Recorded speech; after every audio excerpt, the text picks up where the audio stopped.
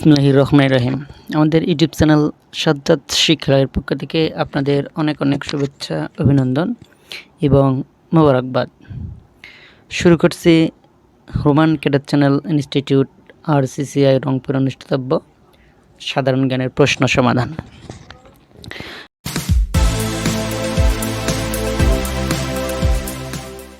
প্রশ্ন নম্বর 1 নম্বর প্রশ্ন ছিল হাকালুকি হাওর কোথায় অবস্থিত?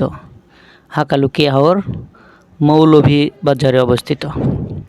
নাম্বার 2 নম্বর কোশ্চেনে বলা ছিল নির্বাচন কমিশনার নিয়োগ দেন কে?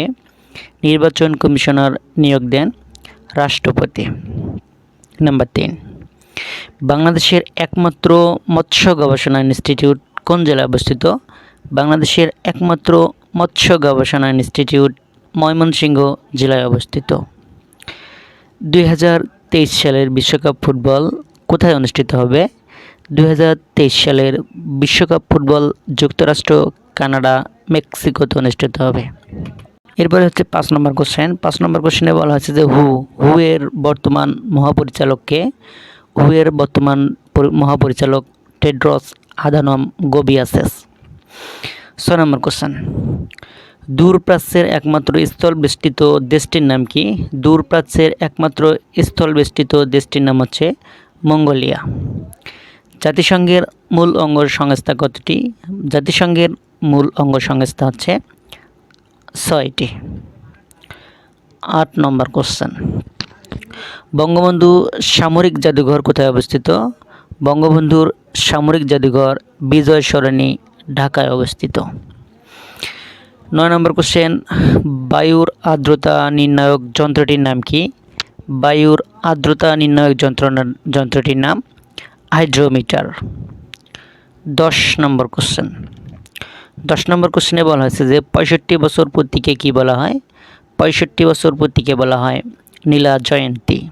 ওকে। 11 নম্বর কোশ্চেনে বলা হয়েছে যে বাংলাদেশের প্রথম নারী মেট্রো রেলের চালককে? বাংলাদেশের প্রথম নারী মেট্রো রেলের চালক মরিয়ম আফিজা। সোহরাই কোন উপজাতির উৎসব? সোহরাই সাঁওতাল উপজাতির উৎসব। 13 নম্বর কোশ্চেনে বলা হয়েছে যে সংস্কৃতির ইংরেজি প্রতিশব্দ কি? সংস্কৃতির ইংরেজি প্রতিশব্দ কালচার। এরপর হচ্ছে 14 নম্বর কোশ্চেন। 14 নম্বর কোশ্চেনে বলা হয়েছে যে ভাটিয়ালি বাংলাদেশের কোন অঞ্চলের গান? ভাটিয়ালি বাংলাদেশের ময়মনসিংহ অঞ্চলের গান। 15 নম্বর কোশ্চেনে বলা হয়েছে যে আমাদের জাতীয় অর্থনীতির কত শতাংশ কৃষির অবদান? আমাদের জাতীয় অর্থনীতির 20% কৃষির অবদান। 16 নম্বর কোশ্চেনে বলা হয়েছে যে অবস্থাভেদে পদার্থ কত প্রকার? অবস্থাভেদে পদার্থ হচ্ছে 3 প্রকার, কঠিন, তরল, বায়বীয়। ওকে। এরপর হচ্ছে 17 নম্বর কোশ্চেন। 17 নম্বর কোশ্চেনে বলা হয়েছে যে মোমের গলনাঙ্ক কত? মোমের গলনাঙ্ক হচ্ছে 57 ডিগ্রি সেলসিয়াস। ওকে। এরপরে কোশ্চেনটা ছিল হচ্ছে 18 নম্বর কোশ্চেন। 18 নম্বর কোশ্চেনে ছিল পানির গলনাঙ্ক কত? পানির গলনাঙ্ক হচ্ছে 0 ডিগ্রি সেলসিয়াস। 19 নম্বর কোশ্চেন পানি কয়টি অবস্থায় থাকতে পারে? পানি 3টি অবস্থায় থাকতে পারে। মানে পানি একমাত্র পদার্থ যেটি 3টি অবস্থায় থাকতে পারে, কঠিন, তরল, বায়বীয়। এই 3টি অবস্থায় পানি অবস্থান করতে পারে। ওকে। 20 নম্বর কোশ্চেন কোন পদার্থকে তরল থেকে কঠিনে রূপান্তর করাকে কি বলা হয়? আমরা জানি কোনো পদার্থকে তরল থেকে কঠিনে রূপান্তর করার প্রক্রিয়াটির নাম হচ্ছে শীতলীকরণ। ওকে। 21 নম্বর কোশ্চেনে বলা হয়েছে যে মৌলিক পদার্থ কত প্রকার? মৌলিক পদার্থ হচ্ছে 2 প্রকার, একটা হচ্ছে ধাতু আর একটা হচ্ছে অধাতু। ওকে। 22 নম্বর কোশ্চেনে বলা হয়েছে যে প্রকৃতিতে প্রাপ্ত মৌলিক পদার্থের সংখ্যা কতটি? আমরা জানি প্রকৃতিতে প্রাপ্ত মৌলিক পদার্থের সংখ্যা হচ্ছে 98টি। ওকে। আর মৌলিক পদার্থের সংখ্যা সর্বমোট আছে হচ্ছে 118টি। ওকে।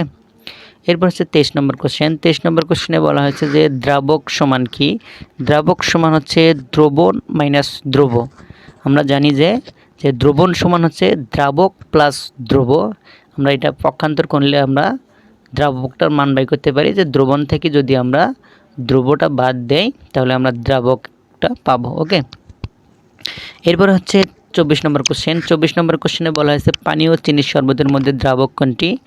পানি ও চিনির শরবতের মধ্যে দ্রাবক হচ্ছে পানি। আর আমরা এটাও জানি যে পানি একমাত্র পদার্থ যেটা হচ্ছে সর্বজনীন দ্রাবক। এটা হচ্ছে সব জায়গায় আমরা ব্যবহার করতে পারি। ওকে।